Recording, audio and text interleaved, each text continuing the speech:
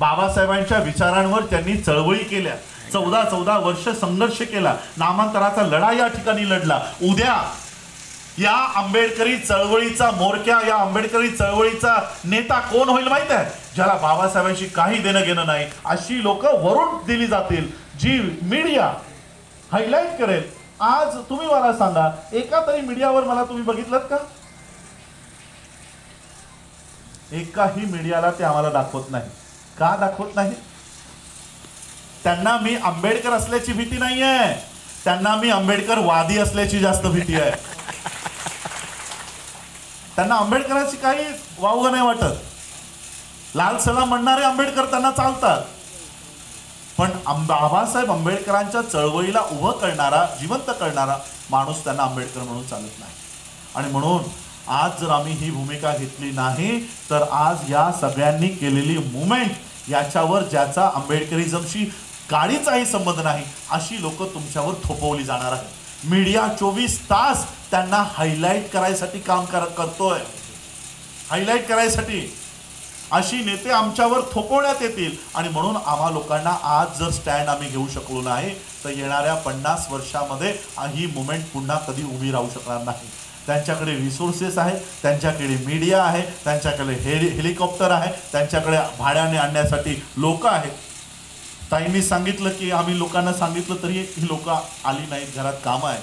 ही एक माणूस मला वाटतं 100 लोकांना प्रतिनिधित्व करत असेल. हे मंचावर बसलेले हजारो लोकांना प्रतिनिधित्व करत असेल. बुद्धाच्या वेळेस कोणताही मीडिया नव्हता, फक्त एका तोंडाच्या बलबुत्यावर त्यांनी अख्खा जग बौद्धमय केला. एवढी ताकद केवळ प्रचाराची आहे.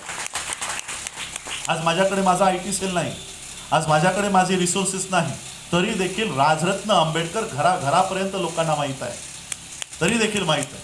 विचार करा, 10 मिनिटासाठी जरी, दिवसातले 10 मिनिटं जरी या मीडियाने मला जर दाखवलं असतं, आज अख्ख्या जगात, अख्ख्या देशात आज आम्ही पोहोचलो असतो. दाखवलं नाही तर आज एवढं मोठं आज आमच्याकडे ताकद आहे. आणि म्हणून मी आज तुम्हाला सगळ्यांना विनंती करणार आहे, ही मुवमेंट, आंबेडकरी मुवमेंट जर आज आपण हिला योग्य दिशा देऊ शकलो नाही तर या इलेक्शन्स नंतर आम्हाला विचारणारा आमचा वाली कोणीही राहणार नाही. कुणाकडे जाणार आहात? तुमच्यावर होत असणाऱ्या अन्यायासाठी आज अक्षरशः संसदेमध्ये प्रश्न, आमच्या वतीने प्रश्न विचारण्यासाठी 3-3-3.5 लाख रुपये घेतले जात आहेत. माहिती आहे सर, IS राहिलेले आहेत. IR रेट, सिद्धार्थ विहार हॉस्टेलचा प्रश्न संसदेवर घ्यावा म्हणून 5 लाख रुपयाचा रेट, 5 लाख रुपयाचा रेट SCचा मेंबर ऑफ पार्लमेंट घेतो की ठीक आहे तुमचा प्रश्न आम्ही संसदेवर विचारतो, 5 लाख रुपये द्या. आज तरी पैसे मागतायत, उद्या तर पैसे मागूनही तुमचा पैसे देऊनही तुमच्यासाठी कोणीही प्रश्न विचारणार नाही. स्कॉलरशिपचे प्रश्न आहेत, नोकऱ्यांचे प्रश्न आहेत, रिझर्वेशन इन प्रमोशनचे प्रश्न आहेत. 85,000 भीमा कोरेगावची दंगल आठवते आहे? 85,000 निर्दोष युवकांवर खोटे गुन्हे टाकलेले आहेत. खोटे गुन्हे किती? 85,000. आजही ते कोर्टाच्या कचेऱ्या, कोर्ट कचेऱ्यांचे धक्के खात आहेत. माझी पहिली मागणी या दोन्ही गटांकडे असेल, हे 85,000 गुन्हे आधी मागे घ्या, हे सगळं FIR क्रॅश करा आणि मग आमच्याशी युतीचं बोला. माझा प्रत्येक मागणी ही समाजासाठीची मागणी असेल. आणि म्हणून ती मागणी जर आपल्याला खऱ्या सत्यामध्ये उतरवायची असेल तर आम्हाला एकजूट, ऑर्गनाइज. बाबासाहेबांनी सांगितलं टू एज्युकेट. हे सगळे एज्युकेट, IS ऑफिसर बसलेत, शिक्षण महर्षी बसलेले आहेत, हे सगळे उद्योजक या ठिकाणी तुमच्यामध्ये बसलेले आहेत. आम्ही एज्युकेट झालो. एज्युकेट म्हणजे काय? जे बाबासाहेबांनी एज्युकेशन घ्यायला सांगितलं, त्यातून जे आम्हाला कळलं ते त्याच्यावर कार्य करणं, त्याला म्हणतात एज्युकेट होणं. आम्ही एज्युकेटही झालो. आता आमचा एकच रोल बाकी आहे, त्या म्हणजे टू ऑर्गनाइज. आम्हाला संघटित होणं अजूनही बाकी आहे आणि म्हणून आम्हाला ते संघटित व्हायचं. माझ्याकडे रिसोर्सेस जरी कमी असले रिसोर्सेस जरी कमी असले तरी त्या पद्धतीने येणाऱ्या काळामध्ये 30 सप्टेंबरला आम्ही आमची भूमिका जाहीर करू आणि संपूर्ण महाराष्ट्राचं हे राजकारण ढवळून काढू आणि आमचे येणारे प्रतिनिधी तुम्हाला संसदेमध्ये नाही तर या विधानसभेमध्ये आणि येणाऱ्या काळामध्ये ग्रामपंचायतीपासून ते संसदेपर्यंतचा प्रवास हा मी तुम्हाला 5 वर्षात उभा करून दाखवतो. अशा पद्धतीचं हे मुवमेंट मी तुम्हाला या माध्यमातून उभं करून देईन. खरं तर ही इंटरनल बैठक होती की इंटरनल लोकांना बोलवून घ्या आणि त्या पद्धतीने मग आपण हा विचार लोकांमध्ये देऊ की ही मुवमेंट राजनैतिक मुवमेंट, कारण ज्या ज्या मुवमेंट मी हाती घेतल्या, ज्या ज्या मुवमेंट मी धम्माची मुवमेंट 2017 साली हाती घेतली, 17 साली हाती घेतली. मी स्वतः 2015ला श्रामनेर झालो. श्रामनेर होऊन त्यानंतर मी 17ची मुवमेंट 17मध्ये धम्माची मुवमेंट हाती घेतली आणि धम्मामध्ये बसलेले तिवारी त्रिपाठी जे आहेत यांना बाहेर काढलं. वर्ल्ड फेलोशिप ऑफ बुद्धिस्टच्या माध्यमातून संयुक्त राष्ट्राच्या बौद्ध धम्माच्या परिषदेमध्ये कोण जात होतं? व्यंकय्या नायडू.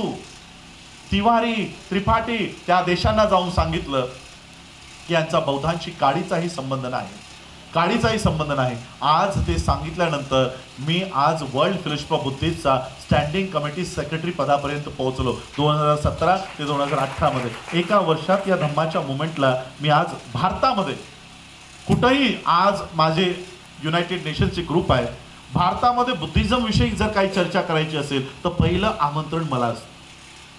मी या लोकांना, हे आमंत्रण कुणाला जात होतं? व्यंकय्या नायडू. हे आमंत्रण कुणाला जात होतं? तिवारी त्रिपाठी. या सगळ्यांना बाहेर केलं. आता तिथे आंबेडकर प्रस्थापित केला आणि तिथे आता सगळ्या जगात कुठेही जर बौद्धांची मीटिंग असेल पहिलं आमंत्रण हे मला असतं आणि मग त्या ठिकाणी मी बौद्धांना रिप्रेझेंटेशन करतो. मी बुद्धिस्ट मुवमेंट हाती घेतली, त्याला यशस्वी केलं आणि त्यानंतर 2019 साली लॉकडाऊन लागण्याच्या आधी आम्ही बँकेची ही मुवमेंट हाती घेतली. 2 वर्ष बँकेचं आमचं लॉकडाऊनमुळे आम्हाला ते काम करता आलं नाही आणि आज 2024 अर्धाच आहे. या 24च्या आधीच आम्ही महाराष्ट्र, कर्नाटक या 2 राज्यांची NOC मिळवली आणि संपूर्ण देशाचं कार्यक्षेत्र आम्ही मिळवलं. Doctor Bhimrao Ramji Ambedkar multi state cooperative बँकेची निर्मिती केली 2च वर्षांमध्ये. अर्थशास्त्राच्या या मुवमेंटमध्ये आम्ही उतरलो, तिथे यशस्वी प्राप्त केलं. आजपर्यंत मला एक फोन असा आला की जर तुम्ही राजकारणात आला नाहीत तर मी विष पिऊन आत्महत्या करीन, अशा पद्धतीचे फोन आम्हाला आले. आणि मग अनेक लोकांची मागणी ठरली की साहेब तुम्ही हे सगळं सांगता, सगळं करता, पण म्हणजे अक्षरशः मला या इलेक्शन्समध्ये, या 2024च्या इलेक्शन्समध्ये फसवणूक झाल्याचा अनुभव आला. माझे यूट्यूबला व्हिडिओज आहेत 2014 पासून. देश बचाव संविधान बचाव म्हणून आम्ही अख्ख्या देशभर उत्तर प्रदेश, हरियाणा, राजस्थान, कर्नाटक, तेलंगणा, आंध्र प्रदेश, महाराष्ट्र अनेक कार्यक्रम केलेत मी 10 वर्षापासून. माझे यूट्यूबला व्हिडिओज आहेत. कॉन्स्टिट्यूशन क्लबमधले प्रेस कॉन्फरन्सेस आहेत, मुसलमानांना घेऊन, सिखांना घेऊन, बौद्धांना घेऊन, ख्रिश्चनांना घेऊन, या सगळ्यांना घेऊन की भारताचं संविधान खतऱ्यामध्ये आहे हे 2014 पासून मी सांगतोय. त्यावेळेस आमच्या समाजातले ॲडव्होकेट्स मस्करी करायचे, अरे संविधान कोण हटवू शकतं का? याच सुषमाताई अंधाऱ्यांचा एक व्हिडिओ आहे, त्यांनी सांगितलं की संविधान हटवताच येत नाही, राजरत्न आंबेडकर जे म्हणतोय ते वायफळ आहे. त्यांचंच म्हणणं आहे. एक 5-10 वर्षापूर्वीचा एक इंटरव्ह्यू मध्ये ते म्हणतात की संविधान बदलता येतच नाही.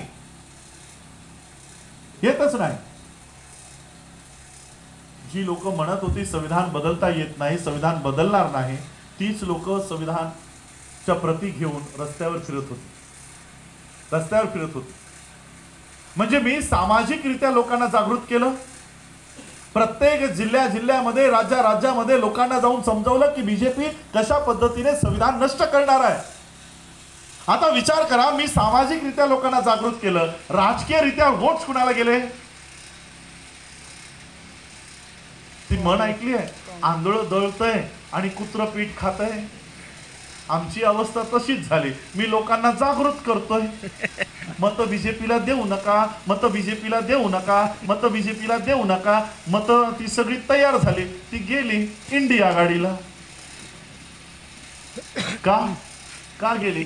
कारण मला असं अपेक्षित होतं की ही मतं BSPला जातील, ही मतं प्रकाश आंबेडकरांना जातील. त्यांनी कुणाशीच अलायन्स केला नाही आणि ती मतं डायरेक्ट इंडिया आघाडीला, MVAला.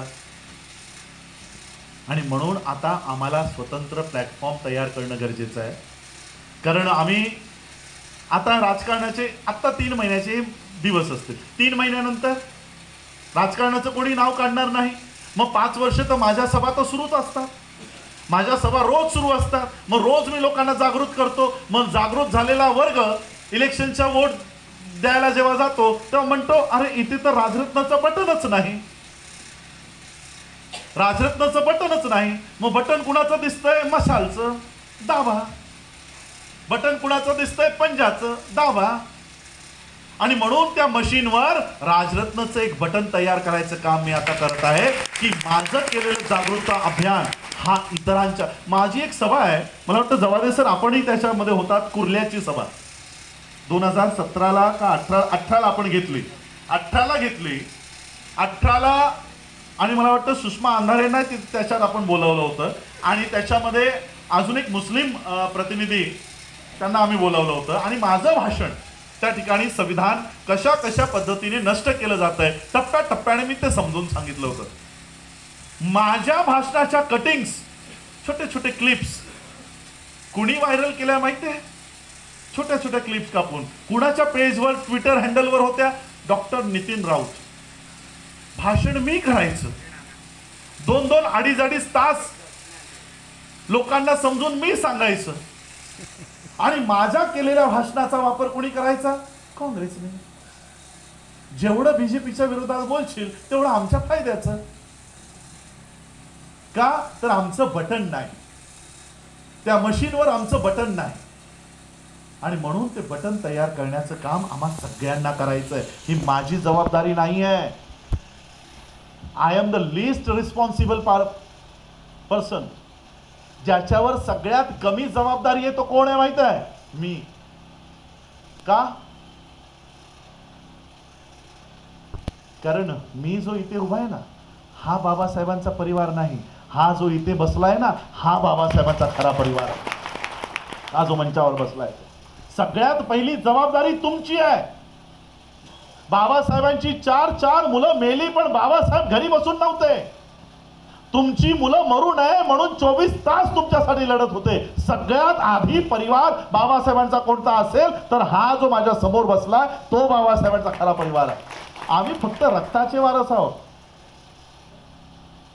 सगळ्यात कमी जबाबदारी आमची, सगळ्यात मोठी जबाबदारी तुम्हा लोकांची आहे. आमची घरं नुसतं एका वेड्या माणसानं राजगृहाच्या काचा फोडल्या. काय झालं होतं महाराष्ट्रावर? झाला होता ना, महाराष्ट्र संपूर्ण हादरून गेला होता ना. एक काच फुटली तर म्हणजे आमचं घर सुरक्षित आहे. एक काच जरी फुटली तरी अख्खा देश पेटून उठेल. तुमचं घर जळलं तरी कोणी रस्त्यावर आलं का? तुमच्या घरात 700-800 घरं त्याच राजगृहाच्या 10 किलोमीटर अंतरावर तोडली गेली, कोणी रस्त्यावर तरी उतरलं का? कुणाला जास्त गरज आहे, आम्हाला की तुम्हा लोकांना? आणि म्हणून तुम्हा लोकांनी एकत्रित येऊन आम्हा सगळ्यांना हे काम करणं गरजेचं आहे.